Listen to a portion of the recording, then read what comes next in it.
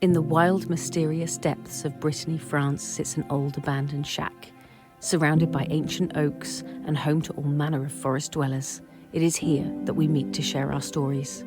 So pull up a seat, swing that light, grab your favourite beverage as we share another tantalising tale in the Freakin Shack. We're here. Together. Yeah, in the same room and everything. Look at us. I know, it's exciting. It's exciting Yeah. stuff. With a new mic and a brew. Yeah. There's almost cold now. I was going to say, I've not got a lot left now because the sound really check took an hour. It did. Dear, honestly, going from like being in the same room to not being in the same room and having to do all of the different changes that have to happen to cope with both scenarios is just insane. Oh dear. Yeah. We go from one to another, don't we? Yeah. But it was important, you see, that we're in the same room. We have to be in the same room because I have a gift for you. Thank you. Yeah, because this episode is kind of set aside from all the other ones that we've been doing. You can put that there. I just whacked it with my elbow. I'll move it. Oh dear.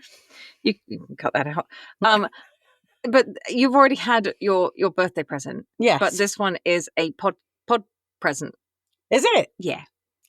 Podcast present. This introduces our possibly a new kind of in-betweeny episodes. So we basically a gift that we can pose an episode round. My goodness. Okay. Well, this should be interesting. I have no idea So there's what's going to in. be a lot of rustling now because you've actually got it. Oh, yeah. there. Rustle. They'll take all that out when I edit the sound. Yeah, they might. I'll have to put it back in. I'll have to find some. I'll record sound effects of rustling paper. Yeah, just to make it a little bit more authentic. Yeah, I do like my sound effects, as you will notice in all the stories I was that we going do. to say, yeah, I think you've made the sound effects quite clear to our listeners. I have no idea what this is. No, you don't. Let me put that out of the way where it can't rustle. Or any other person. Yeah, good old Russell. Good old Russell. I do not know. There's a way in there somewhere. No, it's not a drawer. No, it's not. It's a box. There you go. I know it's a box. It's how to open the box. It's not a cryptic box. Oh, there's another box. Oh, Adopt a Ghost. Yeah. What is this? Oh my! Adopt a ghost. I want to adopt a ghost. Well, we're adopting one today. Are we? Yeah. So if you go to go to ghost that bit. Yeah. Okay, Go. this is. So there's a scroll in here. Oh, right. I will say that if somebody has purchased one like this and it comes with a scroll, I will tell you right now I made my own. Because all of the others was like one generic thing. Right. But I made my own. What, your own scroll? Yes. Uh-huh. I chose our This ghost today. It was in a little like knot. It was knotted up. Let me see if I can show you. Like, Put your hand behind it. It allows it to focus. oh yeah, there you go. It's just a piece of string tying up a scroll. And the scroll is very tiny. Yeah, sorry. Okay. Can you read that? Okay, I've got here teacher, nurse, humanitarian, known for being the founder of the Red Cross. Is the American Red Cross? Move your finger. Oh, no. Yeah. Okay, so it doesn't say that. It is, yes, the American Red Cross. Yeah. So not the founder of the Red Cross, the founder of the American Red Cross. Right. I got it wrong then when you were giving me cryptic clues Oh, I see. because I'd got not the USA. But that's okay then, because you're actually going to be able to give us some information about the other person who is mentioned in this. Right, okay. So, is that who the ghost is? But do you know who the ghost is from that information? Well, the only person I know that has anything to do with the Red Cross, but probably not the American one, would be, it's on the tip of my tongue. It's the nurse from the Crimean War. Right. The lady with the lamp. Florence Nightingale. It's not her. Okay. Is this hair? No, I think it's just spooky paper. It just came with it. It's a hat. I think they would call that a fascinator Yes, they would. rather than a hat. I'd be fascinated if it stayed on. Oh my God, I've got a ghost. I need to tie him up. Or her. It's her. Read the card in the bottom. Clara Barton, 1821 to 1912. Absolutely. She was the American president of the American Red Cross between May 21st, 1881 to 1904. Just, as a little bit of extra information. But we're going to talk more about her because I chose her because I feel like she's so relevant right now. We need a few more Claras in our lives at the moment. I need it to sit somewhere now.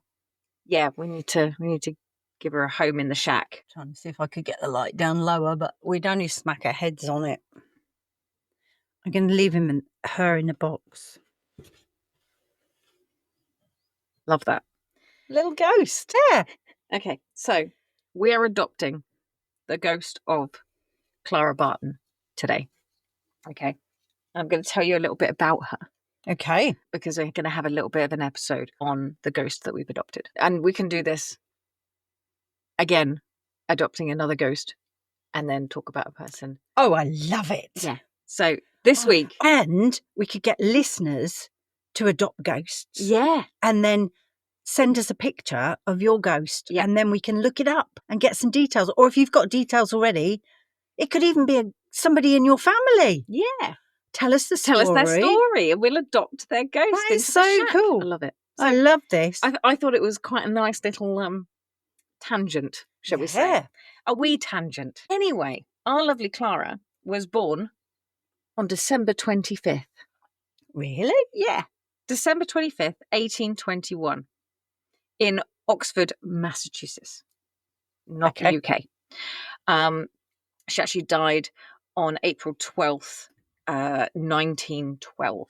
Hence why dates were written in the bottom on your little card there. Mm-hmm. And she died in Echo, Maryland.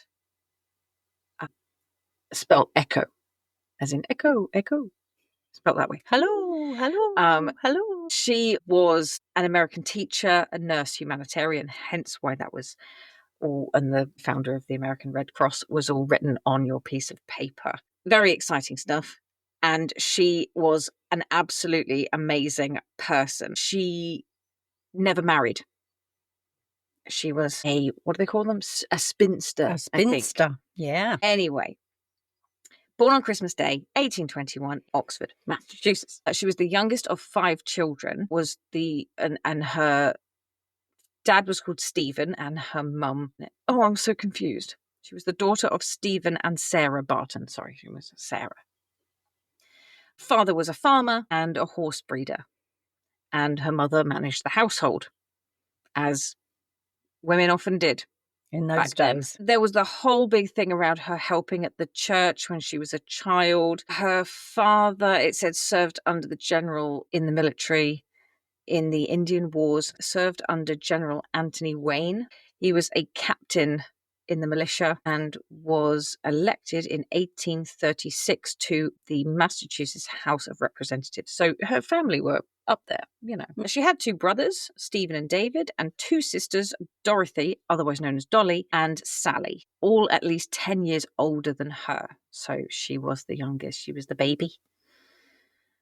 She was educated at home and showed particular brilliance. When she was 11 years old, an event would undoubtedly influence her life. Her brother David fell from a roof of a stable. Clara stayed at his side for 2 years, learning to care for him. When her brother had fully recovered, she felt a void in her life. And she wrote, "I was free again, my tasks accomplished. My life seemed very strange and empty," which is interesting. Especially considering the fact that she then went on to be a nurse. And I wonder if that was actually a filling in of that sort of void of looking after somebody else. So she temporarily filled the void by taking care of her sister Sally's children and teaching children from needy families to read and write. However, she remained a withdrawn and shy child. However, certain encounters first with her cousin Julia, then with a friend of her brother's. It just says L.N. Fowler, not quite sure who that was, who gave lectures, gave her a new direction to her life. Fowler felt the lack Clara suffered, the lack? Yes. The lack that Clara suffered, and seeing that she was gifted for teaching, encouraged her mother to guide her in that direction. And she began teaching. They say probably at the age of 18. It was later mentioned that she began around the age of 15, but no record confirms that. She taught until 1854. Her last school was, I want to say, Bordentown. And then she left for Washington. Anyway, in Washington, she met some of her relatives and was offered a job as a secretary in the patent office. Right. Yeah. It was a well-paid position, but this was all things that she was doing when women of that time were at home, making house, looking after children, cooking, cleaning, and all of that sort of stuff. So it was kind of out there for her to be pushed out into the world of employment. Yeah.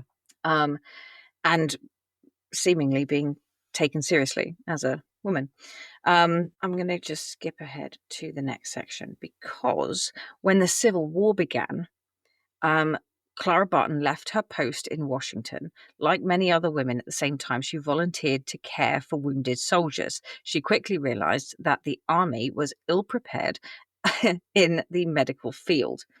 After the first Battle of the Bull Run in April 1861, which I think was it was one of the big Confederate battles. Anyway, she decided to found a company to acquire and distribute medical supplies for wounded soldiers.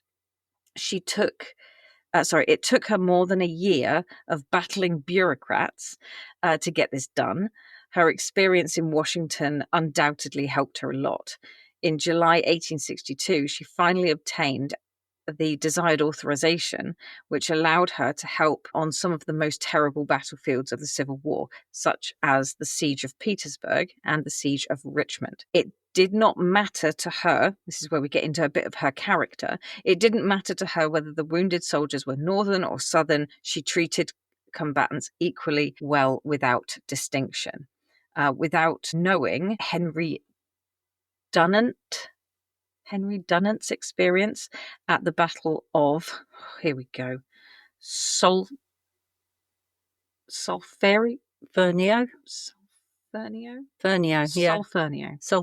in Italy in 1859. Her actions were guided by the same principles, which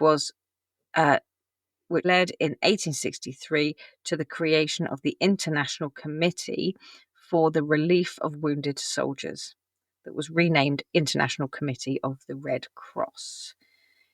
So, yeah, that was where that whole thing started to go on. She was officially appointed lady in charge of the hospitals at the front of the Army of James by General Benjamin Butler. I even knew that name before I researched this, so I was quite proud of myself for that. I was like, I know this, but wow, I've heard that name before. Her 3-year commitment at the front earned her the legendary nickname of Angel of the Battlefield and American Florence Nightingale. So, in August 1869, exhausted, she left with her sister for a restful trip to Europe. So there you go. We're linking up with Europe. During their stay in Switzerland, she met, among others, Louis Appiah, founding member of the International Committee for the Relief of Wounded Soldiers, later ICRC. She heard about Henry and the idea of the International Humanitarian Organization for the World wounded in the spirit of Geneva Convention of 1864. During her stay in Europe, the Franco-German War broke out in 1870 in Strasbourg. She took care of the civilian population, and in Paris, she set up workshops for women to provide them with the means of substance. For her commitment, she received the Iron Cross. Oh, wow. With a white ribbon, which is a civilian award. Yeah. From the German Emperor William I. So, yeah. Then, 1873, she returned to the United States, where she worked to secure her country's adherence to the Geneva Convention and the establishment of the Red Cross organization within the United States. When she began to establish an American Red Cross in 1873, no one in the United States believed that the country could experience anything like a civil war again. We're not going to go there. We're not going to go there. Shh. However, she was able to convince the government of President James Garfield that the Red Cross could be a great use in other types of crises or disasters. So they did put it into place. And there's a whole big thing. I love the way we've got a recent years section. After 20 years as president of the American Red Cross, it's because it says Clara afterwards. Dyslexia is a beach, my friends. After 20 years as president of the American Red Cross, Clara Barton stepped down due to internal power struggles. At the age of 86, oh, wow. Still active, she founded the first National Society Welfare. Crikey, I can't read. Don't talk to me. At the age of 86, still active, she founded the first National Social Welfare Society. Thank you. Yay! Thank you. Appreciate that. Yeah. Second time. She lived the last years of her life in Glen Echo, Maryland. Her health declined and she suffered from depression. In 1912, she died at the age of 90 from pneumonia. She's buried in her family vault, located 1 mile from her birthplace. Wow. Which is incredible. And there is loads and loads and loads more information on her because she's a very cool person. And she seems to have been one of those people to speak out on behalf of anybody who needed a voice, I think, I just think she's wonderful. And definitely, I think we need a few more Claras in the world right now. Well, this was the clue that I was given, because I asked Steph, could I gather any other information or notes? And she sent me, it's about a dead person. Yeah. Not many to choose from then. Because I couldn't tell her that we were adopting a ghost. A dead person of note, it said. Yeah. Now, I copied this from you. And a clue was the Red Cross, not the USA. I'll show you the message. Amazing. I'm guessing it might have auto-corrected. Possibly. There's potentially. And mind you, if I was giving you stuff to research, that's why I said that. That's why. Because I didn't want you to find Clara. Throwing me off completely. Not the USA. And women in their work from 1821 to 1912 around the home. Yeah. So I went on a little hunt. What'd you find? Well, I came up with likely... Oh, you can touch that table. It's fine. That's the table. The likely interpretation seemed to point directly to Florence Nightingale. Nice. There you go. Which is a huge link, actually, between the two. It is. And she was 1820 to 1910. The International Red Cross was founded in Switzerland in 1863. Nightingale was not a founder, but she strongly influenced its medical and humanitarian principles, especially battlefield medical care. Awesome. So this is why people were sort of calling her the American Florence Nightingale. Yeah. Her fame skyrocketed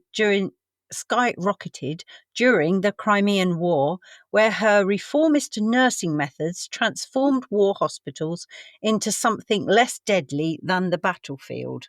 Which, is a good thing, for sure. Yeah. The links that I had about women and their work from 1821 to 1912 around the home said that was Florence's era, and Florence's focus, was on hygiene, nutrition, and domestic medical care.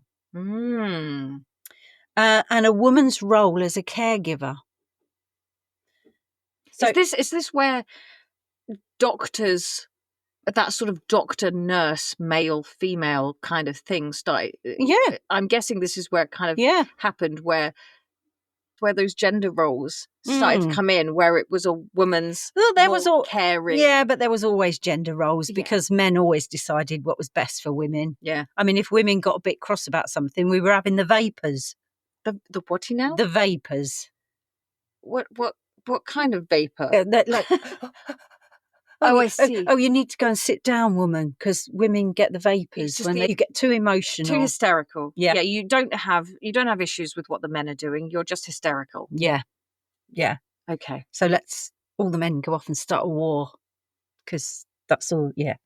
Right. Well, I'm saying you might notice I've got pens on, right? Because I got my little pride pin. Yeah. On this side, right? All my little colours, which I really like, and I've got one over here of a goldfish wearing a shark's fin that just says "Mindset is everything." And I've got another one at home, which I feel is quite appropriate for this, because it's a cat. It's a black cat, and he's sitting there looking all grumpy, and he's got a little crochet hook, and it just says "crochet because murder is wrong." And I feel like that's how I feel when, someone says, "Oh, you're just a woman, you're hysterical." I'm like, crochet. Let's go crochet. I'm just going to go crochet because murder is wrong. Oh dear. Anyway, Florence sorry. Nightingale. She wrote notes on nursing, what it is and what it is not. What is it? What is it not? Does it say? No, we could look into it. I could get more information. Find out. I want to know. I didn't know how many notes I needed. This is the thing, which actually became the domestic health manual in both hospitals and homes. Oh, I like. There you go. Oh dear, now I've just hit everything. She helped redefine nursing as a serious profession rather than just women's domestic labour. Nice. Yeah, actually, getting some accountability, like not accountability. What's the word I'm looking for? Getting some recognition. Yes, the word I'm looking for.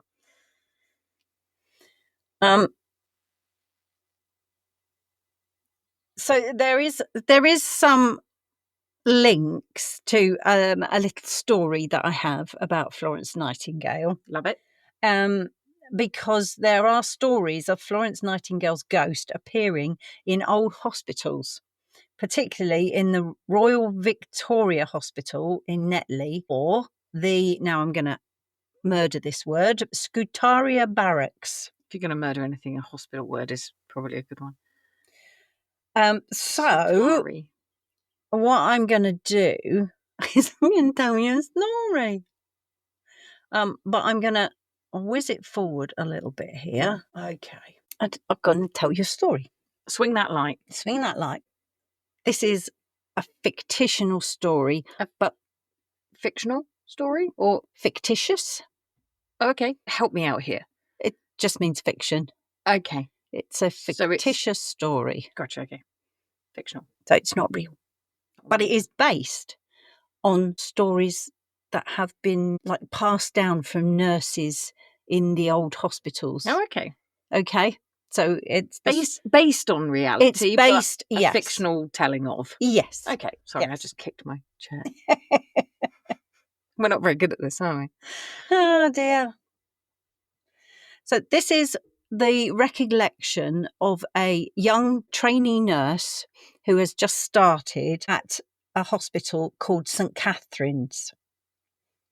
And she said it's the first night at Katharina's hospital. Where was this? It's fictional. No, I mean, I get that, but Is it because this has been like driving me crazy because I keep calling a woman at work Catherine, and her name is Catherine. So I was wondering if it was Katrina. It is Katharina. Yeah, Kath, Arina. yeah. So it could be Katrina. Yeah. But Katharina Whatever. is probably. It's that. So this is whatever it is that. This is the name of the fictional hospital Okay. that we have thrown into the works for this today. So it's almost like a little diary, like she's writing a diary. Okay. First night at Katharina's, everything feels a bit too new. The walls are gleaming white, like they're trying to scrub away the history. They've kept part of the old brickwork out in the courtyard. Something about honouring the legacy. I heard someone call this place the Night Ward in passing. I thought it was a joke, but I'm not sure. Entry number 2. It was around 2 in the morning. I saw someone at the far end of the corridor near recovery, moving slowly, deliberately.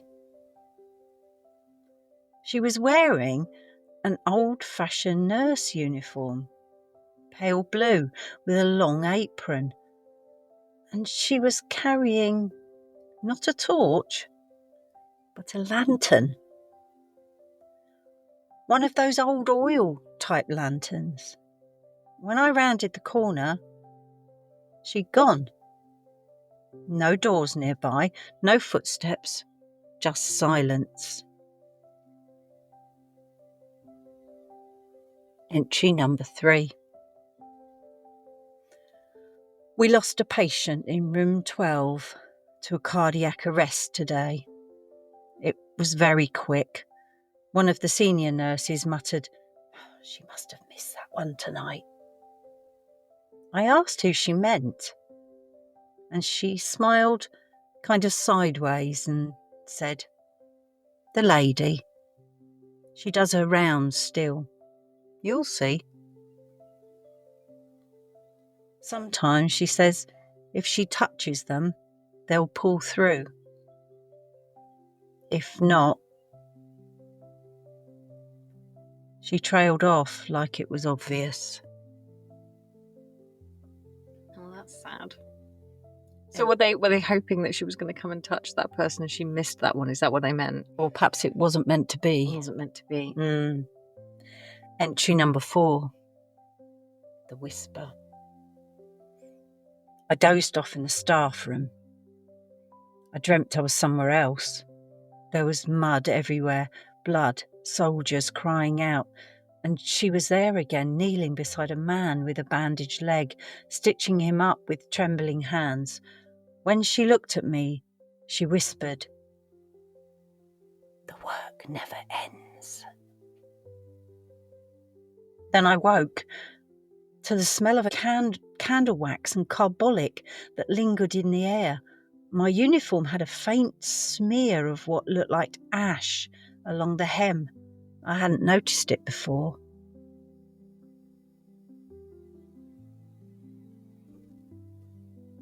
The final log. The ward that never sleeps. At exactly 2:17 this morning, every monitor in the ward flatlined for 6 seconds. No alarms, no crashes, just one long, collective silence.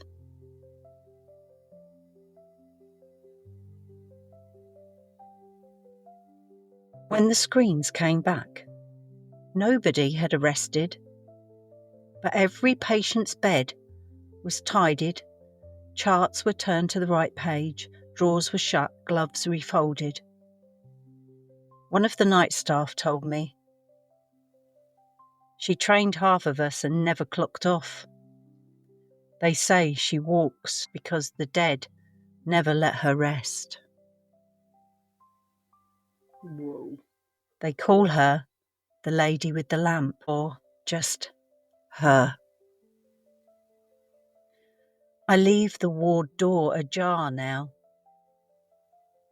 and I always whisper, "Thank you." Aw, I love that. Yeah, say thank you. Oh, cool. That's very cool. Yeah, Yeah. I have to admit, all of the machines flatlining would have terrified me. Yeah. And 6 seconds is a long time. Is. When you paused, did you wait 6 seconds? I don't know. It might have been. I shall make sure it's 6 seconds. It might have been 6 seconds. If it was, I was just like, 6 seconds lasts forever. And you don't know who to go to. No. Because if anybody's on monitor and they've flatlined, Yeah. who do you go Who to do you first? prioritise? Yeah.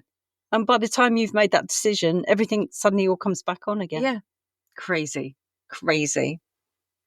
Yeah, absolutely. Man. And I do know that there are hundreds and hundreds of stories from nursing staff and people in hospices that have unexplained, strange stories. And I think we may need to do a series. I think this could be the start of a nice little series of hospital type stories. Yeah. So yeah, that's going to lead us into a slightly different Haunted health helpers. I don't ask me. I'm being silly. I think that's quite good, actually. There you go. We've even got a title: Haunted Health Helpers. Not elf. Not elf. Not elf helpers. Elf helpers. Could be elves. Could be. Ah, there you go. That was it was called The Ward That Never Sleeps. Did I mention that at the beginning? Probably not. I don't think so, but I could be completely wrong. Yeah. So so Clara Barton is our adopted ghost this week. That is so cool. And I think we need another. We may have to adopt some more. We need another little ghost now to go with her. We need the Lady of the Lamp. Yeah. So that'll be 2 little ghosts. We'll have to put them on a little string like the lights. Yeah. We'll have to get a little, and they'll have to have little name tags. Yeah, little name tags, just who they are. We're adopting. Yeah. That's quite fun. So anybody out there, if you want to suggest who we should adopt, the next ghost that we adopt, whose life should we deep dive into? Yeah. And I'll try and actually write my notes rather than trying to read them from my phone, because it didn't work very well, but it's fine. It's fine. We are nothing if not up to a challenge. But I didn't want the rustly paper thing. Ah, right, yeah. Because, we can manage with that. It'd be fine. So yes, Clara Barton is our ghost for this time. And if you have any suggestions, listeners, if you have any suggestions on who we should adopt next, who we should deep dive into, you can let us know. Come and talk to us. Talk to us, people. We desperately need people. I feel like the ghosts. We are the ghosts, really. Yep. We are the ghosts of the podcast. To podcasting ghosts. Desperate. Nobody seems to talk to. Everyone just seems to ignore us. That's fine. Desperately trying to communicate. Is there anybody out there? Perhaps we need to try a different method. Maybe. Well, we're trying a few different things on YouTube and TikTok. We are. Our other platforms. So you never know. We might spark some interest in somebody. Yeah. And if you see something that you like, please share it. Yeah, absolutely. And equally, if we're doing something wrong, please tell us. Yeah, but nicely. Please be nice. Yeah, be nice. Be kind. Doesn't take much to be kind. Yeah. If you can't say something nice, don't say anything at all. But suggestions, we don't mind those. Constructive criticism is very welcome. Yeah. Okay. So is that it? That's it. That's all I got. Cool. Well, I think now you've got a little ghost all of your own. I have. My little ghost is sitting here. Right here. Well, the Freakin Shack needs ghosts anyway. It does. Because it's supposed to be the most haunted place in the whole of Brittany, France. Is it? Yeah. Supposedly. We better stock up then. Yeah, we ghosts. Yeah. Okay. Cool. Well, we're a bit early. But That's all right. Slightly shorter episode. short and sweet, little break in our usual content. And possibly going off on a tangent while we gather information from all of our 20 listeners about your stories, hospital stories. Ask all the people in your family who have been ever in the healthcare service. Yeah, and if you've spent time in hospital, has anything weird ever happened? Weird things happened. What happens at night? Yeah. I haven't got any of these. I've stayed in hospital. I've got nothing. I have to say I've been in hospital and I can't say I've seen anything. No. Healthcare workers are going to see it in a different light, aren't they? They're going to see it differently. They're going to have something else to say. Yep. Okay, cool. Well, with that being said, dear listeners, keep your... What is it I normally say? Keep your minds open. That's it. Keep your mind... I only said eyes. Yeah. Keep your eyes open. Always keep your eyes open when you're awake. Keep your minds open and your lamps lit. And we will see you next time. At the Freakin Shack. Bye. Bye. Oh, I need a drink. Contact us at fshack03@gmail.com or find us on social media by searching #The Freakin Shack. That's freaking without a G. We're looking forward to hearing from you really soon.